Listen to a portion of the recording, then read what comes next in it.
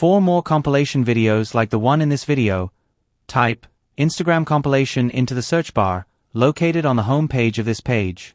And from there you can see a list of other episodes. Hello, and welcome to today's episode, where people speak about Satan being against marriage.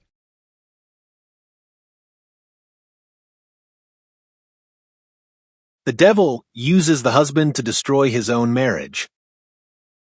The success of a man's relationship or marriage is in his hands. It is shameful and disgraceful that he most times destroys it with his hands. When pride, ego, and arrogance take hold, he loses the ability to recognize and appreciate the positive aspects that enhance his relationship and marriage. The ultimate destruction comes when he displaces God and his wife. Meanwhile, these are the very ones who first loved him. You can guess where he is heading. Sometimes the devil uses the husband to destroy his own marriage. And here is how he does it. He first weakens his spiritual leadership, distorts his priorities, and makes him prioritize things that would eventually destroy his spiritual connection with God and the emotional love and support from his wife and partner. When a man disconnects from God and fails to prioritize prayers and his family, he becomes isolated and more vulnerable to physical, emotional, and spiritual attacks. He unconsciously begins to drift away from his relationship with God and his family, the very people who should take front seat in his life. The devil makes him deaf to the warnings of his wife and partner.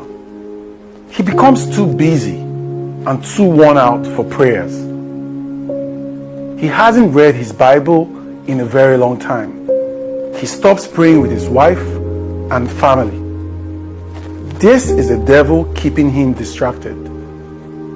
He continually abuses and maltreats his wife and partner, leading her to stop praying for him. The devil feeds his pride and ego. His arrogance is seen before him. He begins to see himself as a victim. He begins to think he deserves more admiration, appreciation, and respect than he's getting. He becomes bitter and resentful towards his wife for no reason and cheats indiscriminately, seeking attention and validation from other women. He starts to threaten his wife with divorce. His lust for other women becomes known to the world, and he becomes distracted from his work and from his success.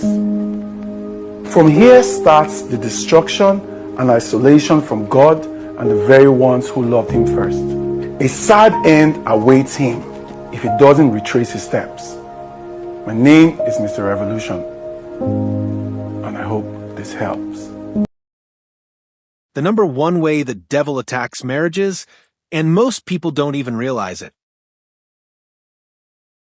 From the very beginning in the Garden of Eden, Satan used selfishness to divide Adam and Eve, convincing them to put their own desires above God and each other. And he's still using the same tactic today. Philippians 2 tells us to have the attitude of Christ, who humbled himself instead of seeking his own way. But James 3:16 warns that where there is selfish ambition, every kind of evil follows. If the enemy can make you focus on yourself instead of serving your spouse, he's already winning. Don't let him. Choose humility. Choose love. Choose to fight for your marriage. The devil's attacking marriages with really one main tactic. If you look at James chapter 3, if you look at Genesis chapter 3, where Satan is tempting Adam and Eve, it's the same thing. Satan is not a creator. He's crafty. He's going to take the same playbook and twist it a million times over against you and your marriage. James chapter 3 verse 17 says, where there's envy and self-seeking, there will be every evil thing and there will be confusion in your relationship. What did Satan come to do in the garden? Get you to elevate yourself above your spouse and above your God so that you got your needs met with that apple. Right? And what happened? Envy, confusion, because of the self-seeking. When Jesus the whole time in Philippians chapter 2 is saying, When you become a servant like me, when you lower yourself, even though I was in the form of God, I was literally God, and I made myself a servant, it was for the joy that was set before me. And your attitude in every single one of your relationships, mainly your marriage, should look like me, which is to what? Serve their needs. And tell me I'm wrong, but you know exactly how to stick the knife in your spouse because you know them the best. You know their insecurities, you know their pain points, you know their past, you know their traumas, and you know what to say in that argument to really let them have it. But what Jesus is saying is, in those moments, can you make yourself small? Can you make yourself nothing? Can you become a servant? And I know every marriage is different and it's nuanced, and this is a 30,000-foot principle, and you might need some wise counsel. I have a full ministry of Christian coaches that would love to support you in your nuanced situation. Click the link in my bio. But the principle remains: when you become a servant in your marriage will flourish. Satan hates marriage, but a Christ-centered couple can't be shaken.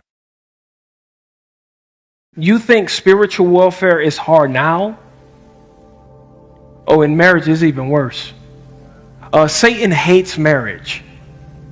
Satan hates men. There is an emphasis in our culture when we look on the news how the feminist movement is just downgrading, beating on men, and they're saying that it is unhealthy or toxic masculinity. And now we're looking at Andrew Tate as he is the hero of men. No, he's weak too. His foundation ain't built on Christ.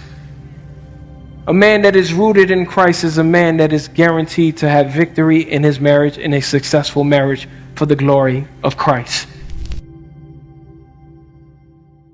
What the devil says in marriage versus dating. When you are dating, all the enemy wants you to do is take your clothes off. When you're dating, that's all the enemy is telling you. Take your clothes off, take your clothes off, take your clothes off, take your clothes off. When you're married, it changes. The enemy starts going, keep your clothes on, keep your clothes on, keep your clothes on, keep your clothes on. It's always, his voice instantly shifts to whatever the opposite of what God would have you do. In marriage, sex is beautiful. In marriage, that sort of physical connection and intimacy is vital. It's not just encouraged. It is a necessity, all right? A marriage cannot survive without that. That is one of the pillars. It's not the only thing, but it's one of the big ones, right? But that's why the enemy does that. When you're dating, it's always take your clothes off, take your clothes off. And the second you get married, it's keep your clothes on, keep your clothes on. Don't touch each other, don't kiss. Always stirring up stuff to get you out of the mood. Always stirring up stuff to try to get you apart from one another. It's because the enemy only wants you to do the opposite of whatever it is the Lord is asking of you that will lead to the life he's called you to live. If you're married, the devil has a plan for you. The question is, do you recognize it? The devil is after marriages, especially Christian marriages. But most couples never notice until it's too late. The devil hates your marriage, and he'll do everything he can to destroy it. How? By making you see your spouse as the enemy. He whispers lies. She doesn't respect you. He doesn't love you anymore. Then he magnifies very little things. Money fight, parenting disagreement, unmet expectation until cracks form. And once those cracks appear, bitterness, division, hatred, malice creeps in. Listen, please. Your spouse is not your enemy. The enemy is the enemy. That's why you must be intentional. Pray together. Forgive quickly. Communicate with love. John 10:10 reminds us that a thief comes to kill, steal, and destroy. With God on your side, the devil doesn't stand a chance. Thank you so much for listening to today's episode, and stay tuned for more.